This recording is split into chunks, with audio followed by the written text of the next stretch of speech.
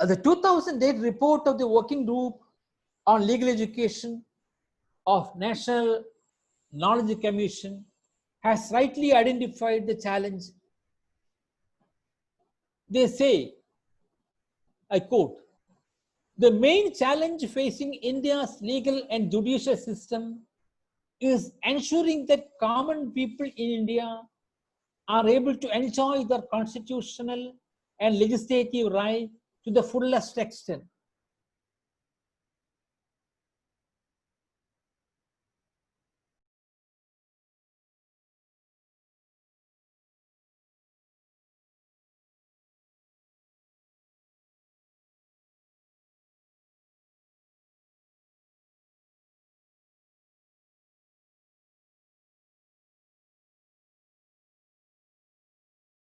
And practical training. At present, the new generation law schools are involved in legal training of the type primarily catering to the new jobs in the corporate legal market.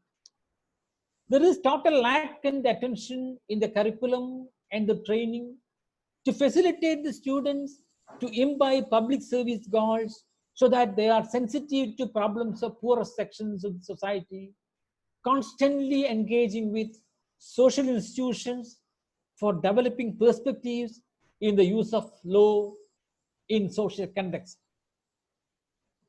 He must be able to contribute creatively to the range of social problems and challenges that face the nation and to facilitate the constitutional goals highlighted in the preamble of the Constitution. The COVID-19 lockdown have opened our eyes to see that yesterday's normal will not be tomorrow's normal. There will be a new normal in the post-COVID-19 period. So necessarily our legal education should be concerned about equip the students, lawyers and judiciary for optimum use of digital technology, information technology and cyberspace in dispensation of justice in a speedy manner.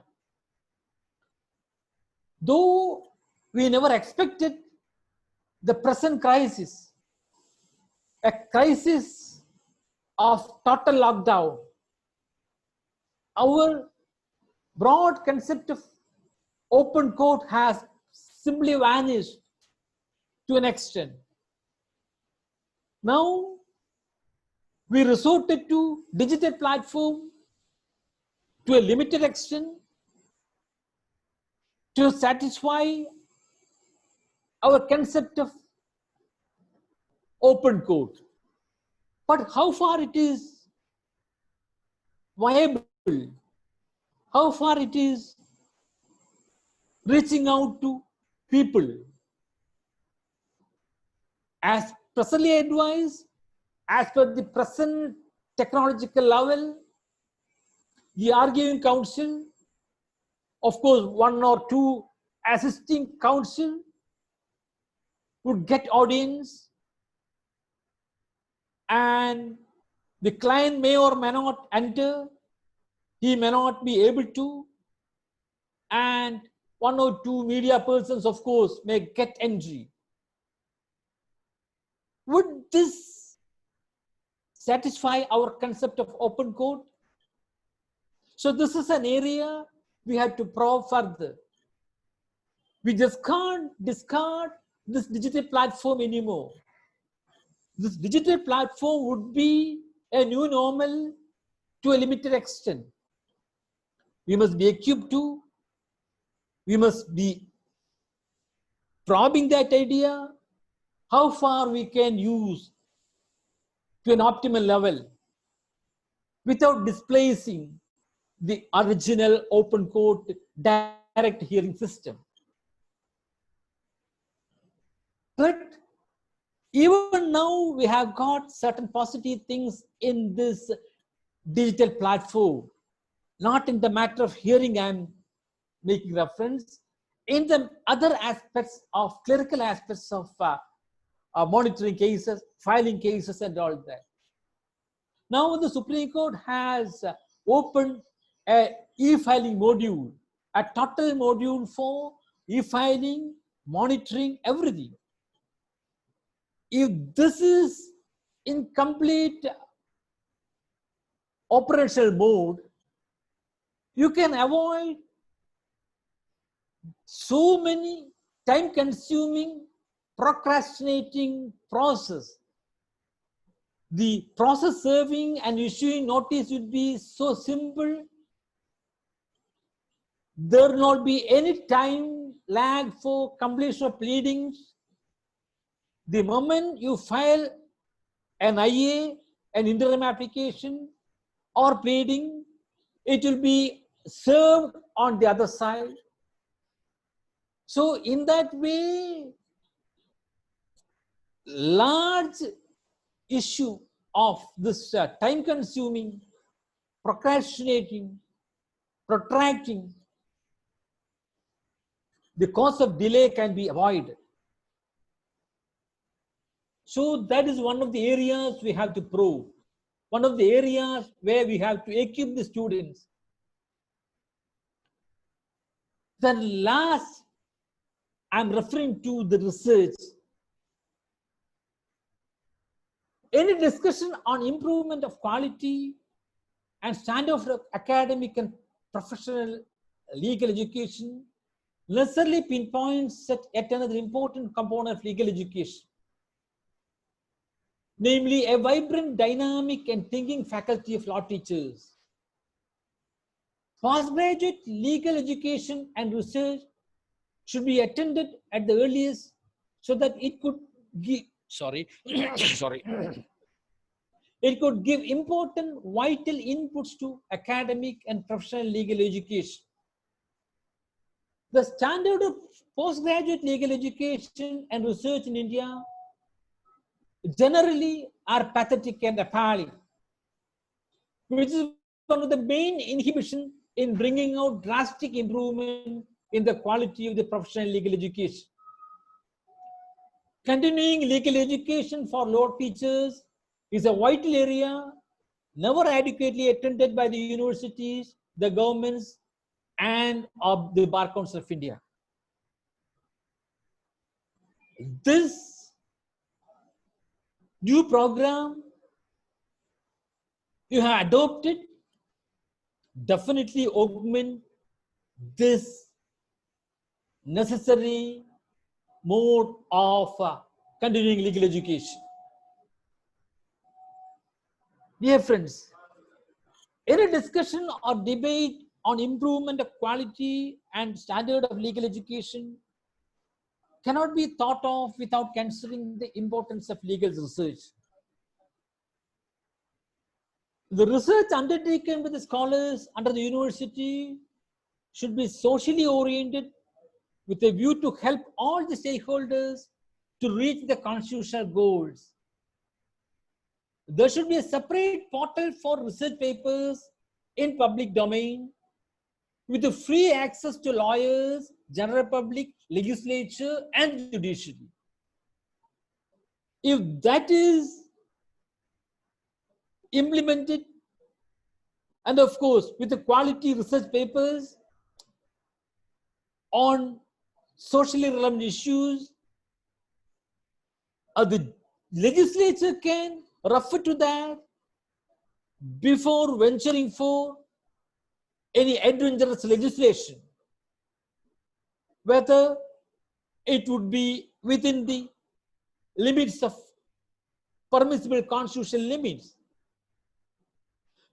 Judiciary, it can also refer to and get itself equipped to decide an issue when it is brought before the court. Of course, lawyers will also be benefited. One of the important area of work of a professional lawyer is research. May not be in the same nature and scope of an academic research. Still, they also need it. And if substantial research products are in the public domain, accessible to them, definitely the quality of legal service also will be improved, much improved. In implementation of policy of globalization and liberalization, more and more statutory government departments or statutory corporations, fully owned government companies, etc., are being privatized by various modes. But in that event, how to keep those institutions, companies, etc., under the judicial review jurisdiction of the constitutional courts under Article 226 or 32 is a big question. It is not an academic question at all. This area has got utmost importance when we are considering about the constitutional goal and the constitutional rights under Article 226 and 32. If these new institutions, privatized institutions, are not under this supervisory judicial review jurisdiction, what would be the impact on the society? The moment you are changing the mode, you are privatizing it, you have no control. So, despite the fact that they are discharging the same functions as before privatization, doing the same work as before, the stakeholders of that institutions will not get the protection of the judiciary, the protection of the constitution. Employees can be thrown away, workers can be thrown away, their service conditions would be changed to their detriment. So this is an area we need thorough research. Supreme Court, the trajectory of interpretation on these aspects are not linear. You will get different nuances, judgments, different judgments of different nuances on this aspect. I am not delving on that aspect for the time being. The issue is, this is a vital area for research, and that will benefit a lot the society. Similarly, reservation under the Constitution, Article 15 and 16, is a vital area of research for developing the concept of social justice and equality principle. Otherwise, our preamble and part 3 would become letters without any spirit. So this is an area, vital area for research. One of the other important fields for research is very concept of basic structure. Basic structure, I used to say, is a double-edged weapon. Supreme Court on many occasions declared that we don't declare what is basic structure and what is not in concrete terms. They decide where declare law only when a particular issue is brought before the court, whether this is basic structure or not. The problem is, this legislature and the executive aren't under who. They don't know whether this is basic structure or not. And the other aspect is that if each and every issue, each and every aspect of the Constitution, each and every letter of the Constitution is declared as basic structure, there will not be any development of the Constitution because base structure cannot be amended even in exercise of the amending power under Article 360.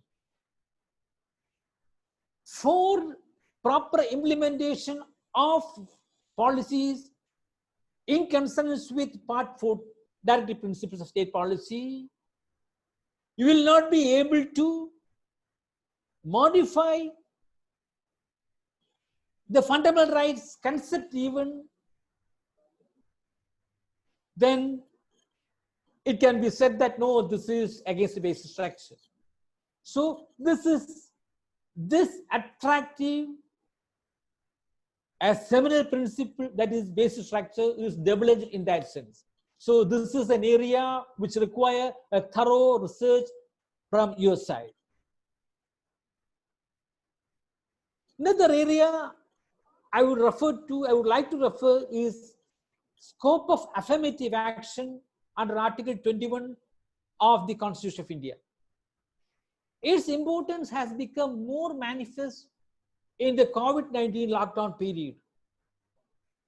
Independence of judiciary mandates that it is the bounden duty of the judiciary to subject actions of the executive as well as the legislature to judicial review, to scrutinize whether relevant action or statute is in compliance with the mandate of the Constitution. Even an omission on the part of the state may come under violation of Article 21, where only affirmative action can save the life of the people. In that case, a non-intervention by the Constitutional Court itself would become an action on the part of the judiciary in violation of the principles of independence of the judiciary and the shirking of constitutional responsibilities and duties. ADM Jabalpur case stare at our eyes. Legal education cannot shirk the responsibility if the specter of ADM Jabalpur case revisit. Similarly, at another vital area of research is pollution, environmental law, and particularly the polluter pay principle. As Dr. Mohan the other day demonstrated, the land acquisition or dispossession of agriculture is of the agricultural land for the benefit of corporates without any genuine public interest and without proper rehabilitatory scheme and just a compensation is yet another important area of research. Rights and interests of forest dwelling people in the forest and forest produce is also an important area of research. How far the information technology, the right to privacy, the use of information technology, the cyberspace, how all these can be utilized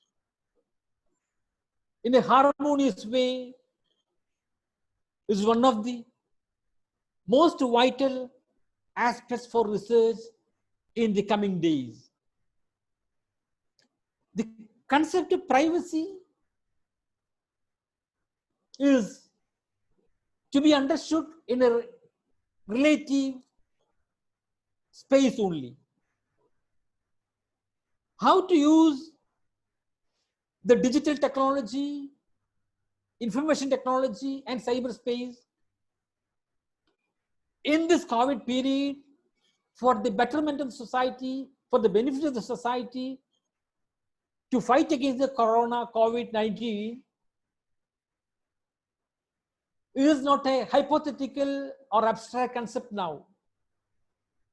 We are experienced that. So after this tumultuous period, definitely we have to sit together in a cool atmosphere and ponder over all these aspects. So research is a vital component of legal education in the coming days. If you want to equip the students, a worthy citizens, a worthy lawyer for the benefit of the society. These are my amateur views on the reorientation of legal education. You are renowned, respected academy. You are the better person to say about this. My view will be amateurish. And of course, from a lawyer's point of view, or from the point of view of a social activist. So with these observations, I conclude my words. I express gratitude for giving me this opportunity to share my thoughts. Thank you. Thank you. Thank you so much, sir, for this very, very informative session that you just took, and the importance of privacy. And it really shows that you are talking from experience, because you are a senior advocate and you have represented yourself in all of these important constitutional matters. We are really, really thankful for even reminding us teachers about taking research seriously, and to really value the constitutional principles, no matter which subject that we are teaching. Thank you so much, sir. We Thank have you. a Thank you. couple. Thank you, sir. We have a couple of questions that we would like you to respond to. A participant, Archita Sinha, is asking this question: that in the time of pandemic, the use of cyberspace has increased, but the risk associated with the protection of information has also increased. What is your opinion on it? Dear friend, that exactly the way I concluded my presentation is with reference to the very same idea. Of course, it's a big issue of one or two persons came to me to challenge these actions of the government, Arogya Setu, and of course, various other action by state governments and all that. For the time being, I told them, no, this is not the right time, because now our full energy is focused how to fight against corona. Even as per the declared law by the Supreme Court, the medical necessity is an exceptional situation for violation of privacy in a proportionate way. So this area is an area we have to apply the concept of proportionality. What is the actual proportion? What is the actual limit for violation of one's privacy depends upon the context. So definitely it is an issue, but we have to ponder over in a cool atmosphere after some time. Now let us fight against this corona. There is privacy issue. Suppose I'll tell you one illustration. Of course, if need so. Before this corona, we had our this what do you call? I CAA? forgot. No. That, No? the sexual, what the disease? HIV. HIV. See, at that time, suppose you are giving a matrimonial advertisement. Suppose that company or the government insists you have to disclose whether you suffer from HIV. Of course, it's my private affair, but it is a right decision. Nobody compels you to marry, but it's a right decision as far as society is concerned. If you are suppressing this infliction of HIV, not only the other partner will be in trouble, the society also will be in trouble. So this is an area we have to apply the concept of proportionality.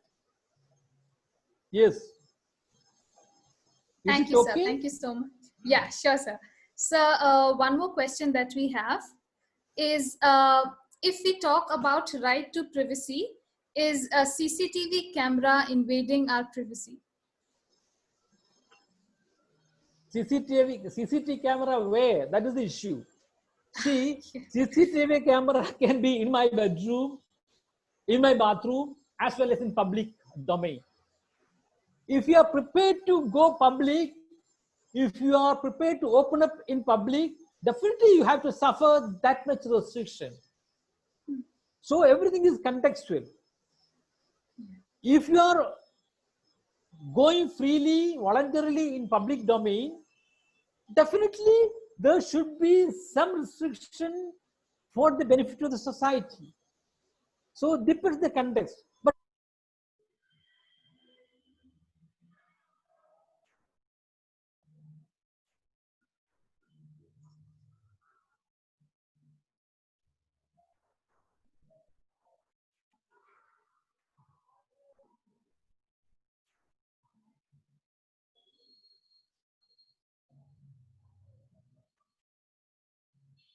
Electronic mode is constitutionally valid and suitable in an adversarial legal system? that's why I mentioned that it has two limbs. One is the hearing aspect, direct hearing aspect. The other is all technical pre-hearing aspects. In pre-hearing aspects, take our old normal situation or hitherto normal situation. Issue processed by post, then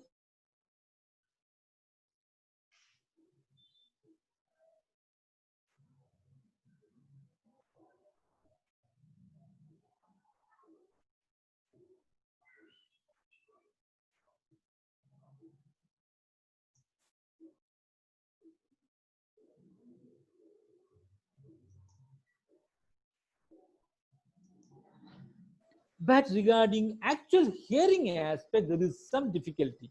As the present technology, it won't satisfy our concept of public hearing in strict sense. But depends the context. In extraordinary situation, we have to resort to. Otherwise, there will be complete lockdown and denial of right to justice to poor people.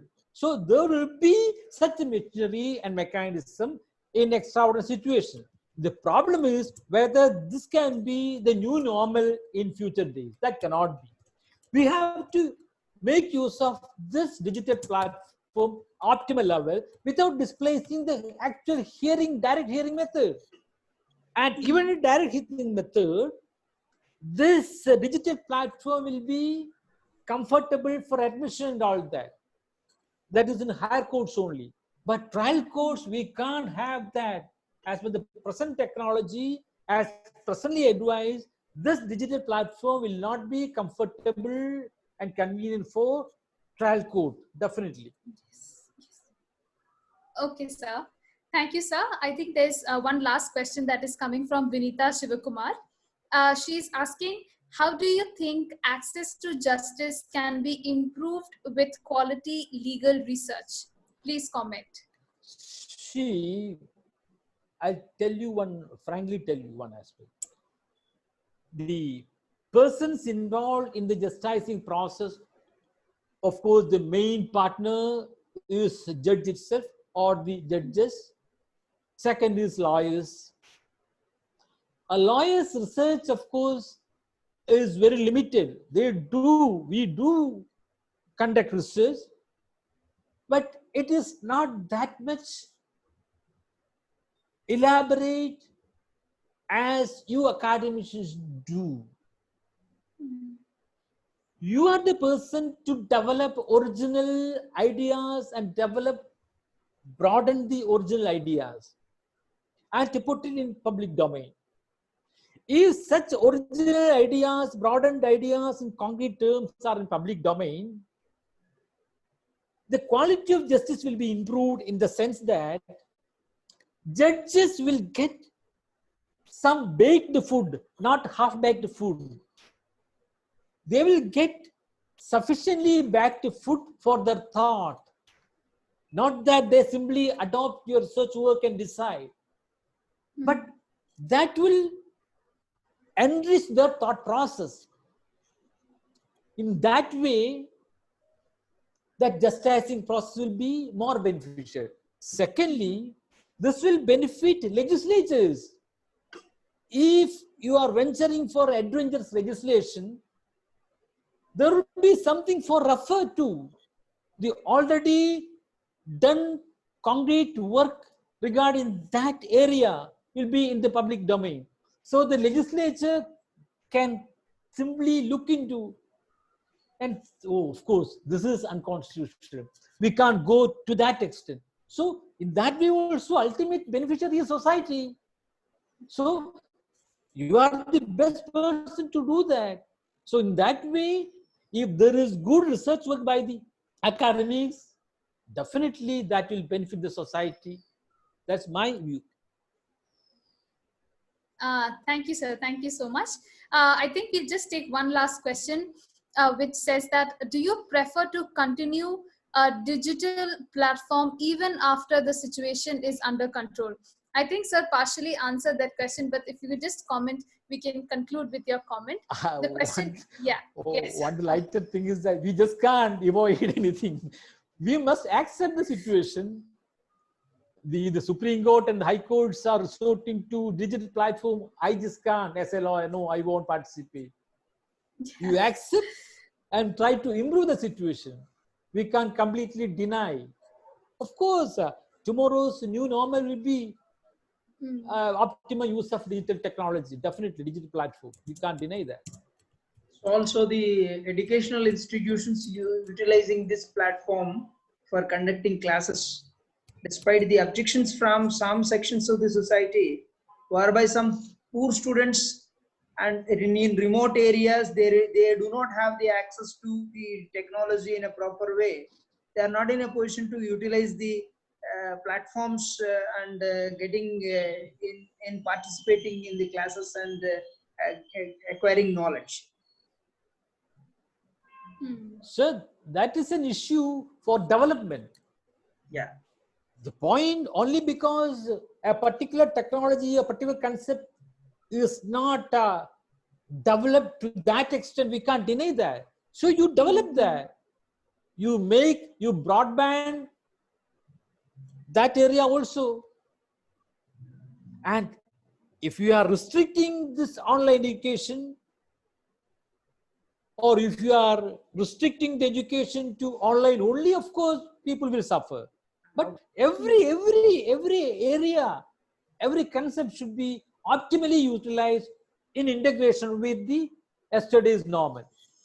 Yes, sir. And for legal education, I may tell you, this is the best opportunity for continuing education. The best opportunity, no doubt about it, no doubt about it. And yesterday's teacher is not tomorrow's teacher. The concept of teaching and teacher is totally different. You just can't teach just like teaching a primary school boy. You are only a guide now. I'm not belittling the teaching post. I'm saying that your role is to guide them. They are also far, far ahead.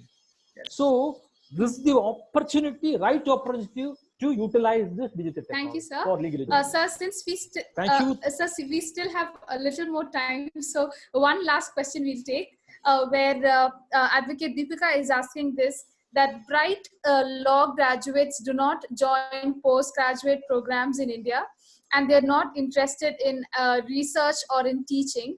Rather, they go abroad and they settle outside there. What is the reason behind this? One clarification I need, whether they are going for legal research in abroad or for joining any employment. If they are going, I think if they are going abroad for legal research and post-graduation, we have to make introspection, whether it is because of our quality and standard of our legal education. That's one aspect. But if they are joining employment in a corporate abroad, definitely that is the point I made. That is also because of our wrong orientation of our legal education. Let us see this, because I'm saying from experience, only very small fraction you are getting for practice. All are going as a glorified clerk in multinational companies. They are bringing file to us for legal opinion. They won't use their brain, but they are moving around just like legal luminaries. That's a big issue. That's why I'm concerned about orientation of legal education. Only a fraction, a small fraction is coming for practice. And of course, on that issue, there is a research. I didn't bring that data. I'm not simply saying from air. There is a research on that. I don't exactly remember the percentage who are coming for practice. Dr. Mohan would know that. Okay, sir.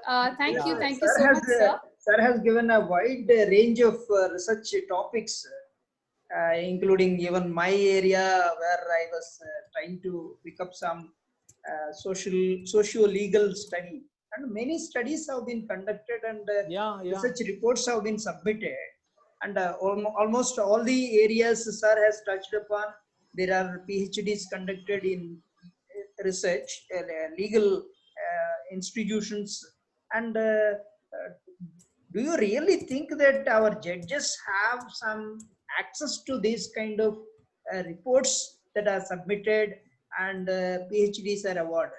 Generally, as far as my knowledge goes, we submit that for the purpose of getting the degree, and I got the degree, and that's it. And there is no scope for any further perusal, at least into, or the access given to the research reports that are submitted as part of the. I'm talking about only PhD degrees, and they are not publicized. And say, for example, my research report I did not publish.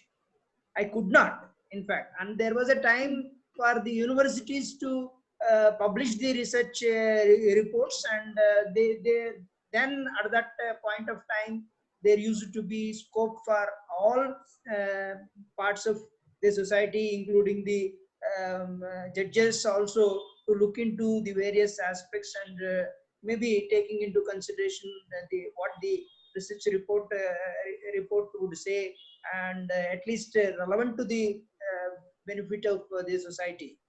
But now many universities, they are not sponsoring the publication of the research report, and practically it is not being done, I feel. And what is your comment for that? And that's why I mentioned that there should be, you should publish it, and it should be in a public domain, available in public domain. Separate module be there for research paper. See, nowadays, though I put in negative terms regarding that and all that, it's for discussion. Nowadays, there are judges and judges who are seriously looking into research papers. See, for this Justice Chandrachud, our future Chief Justice. Yeah. Oh. He's a serious person. Definitely, he's a serious person who looked into all these things. But of course, similarly, judges, of course, read other books also. That the original research paper. Research-oriented publications are coming now. Research-oriented books are published. So you should publish it, definitely. How far you can do that, because of financial kinds, a different thing that you have to find out the ways, but definitely research papers should be published and should be made available to needy general public. And we have the eminent presence of Jayashree Madam. Madam is supplementing something relating to this publication of research reports.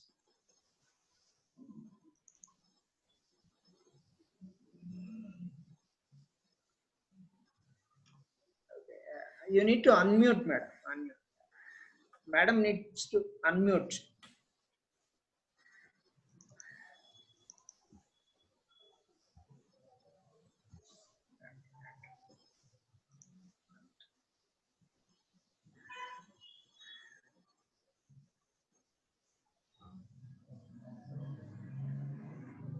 I think the admin can do that from the unmute.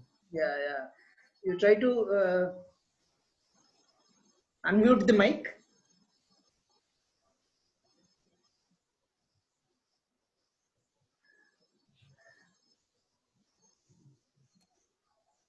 Yes, yes, yes. Hello, good afternoon to everybody, all the participants and the college staff and my student Mohan Rao and everyone. And this research is a legal research. It is not only confined to the constitutional law. It is a huge to do anything. And publication, what we asked me to speak about something about the publication.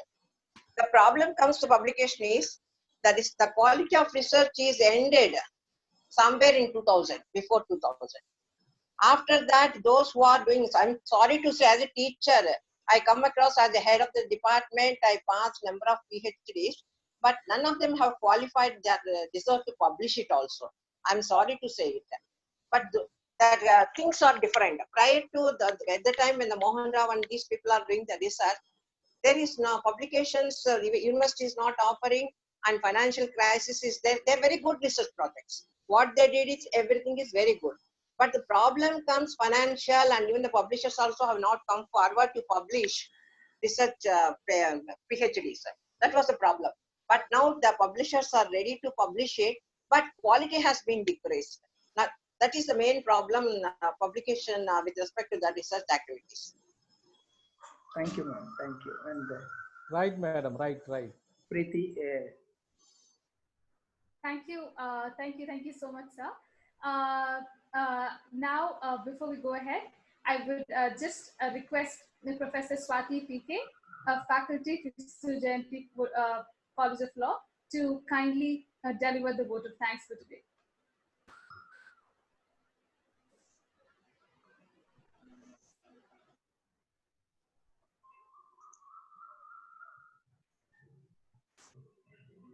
Yeah. Swati ma'am, are you there? Yeah. Yes. Thank you. Yeah.